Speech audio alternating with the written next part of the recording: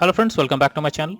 In this video tutorial, I will show you how to fix the Silent Archivist game crashing, not loading, not launching, lagging, freezing or other issues on Android phone.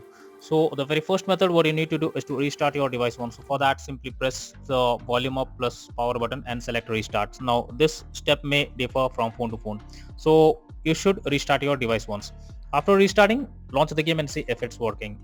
If not, next is to check your internet connection. Make sure your internet connection is stable and strong enough to launch the game. If not, you should switch to Wi-Fi or do vice versa, or go to mobile data and do vice versa, whatever you want to use. And after that, check if the game crashing is resolved or not. If not, next is to force stop the game. So for that, click and hold the game icon over here. Now click on app info.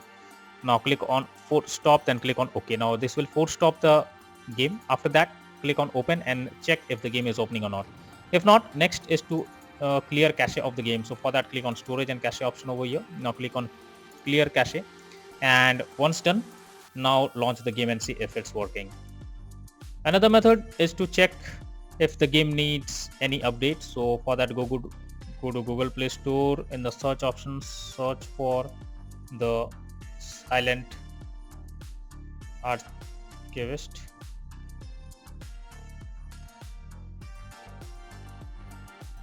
Yes, now here you should check if any update is available. In my case, an update option is available, so click on update. Now after your game is updated to the latest version, you have to wait for some time. Now after that, again try to play the game and see if it's working or not. If not, next is to check whether your phone OS needs any update. So for that, go to settings, then go below and here click on system update, and then click on update option if any update is available. Here in my case, it's saying already the latest system version. So if any update is available in your device, you have to update your OS version, and after that try to play the game and see if it's working.